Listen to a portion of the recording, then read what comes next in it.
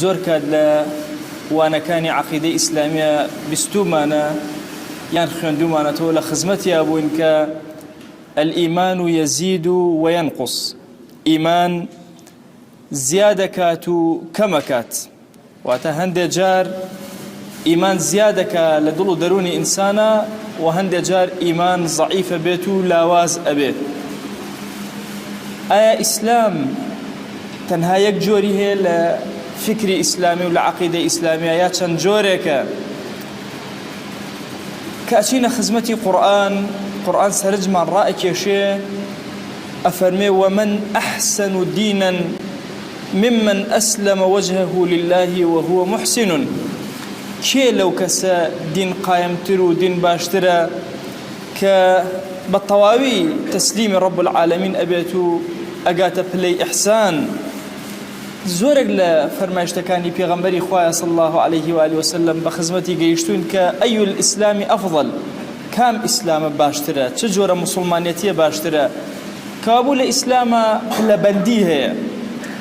ممکنە چۆن لە ئیمانە پلەبەندی هەیە، کەسێک ئیمانی لە کەسێ بەهێزترە، لە ئیسلامیشە بە هەمان شێواز.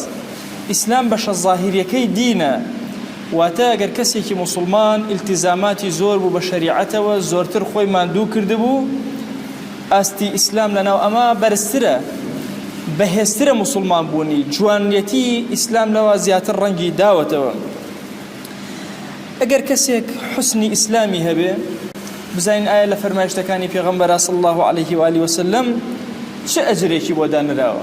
تەمەن زۆر کات لە خوتەبی مەوەسایانی ئاینیە و زۆر کاتیش خۆمان باسمان کردووە کە ئەگەر ئینسانی موسڵمان هەر کردەوەیەکی کرد احتیمالە لە دەوە بۆ 700 و زیاتر ئەجر وەرگرێ.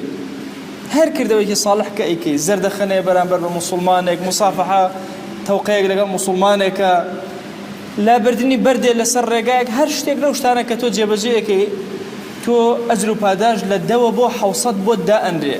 ئایا ئەم ئەجر و پاداشە تەنها پەیوەستە بە نیەتەوە کە زۆر کات وتومانە چەندێ مخلصتر بی، چەندێ زیاتر لەبەر خوا بیکەی ئەوەنە ئەجرێ گەورەترە؟ ئەو قسە تەواوە. بەڵام بەشێک ماوە لە شەریعەتە، چەندێ پابەندیت بە دینەوە زیاتر بێ ئەوەندە پلەت لای خوا بەرزترە لە کاتێک کە عەمالەکان جێبەجێ ئەکەی.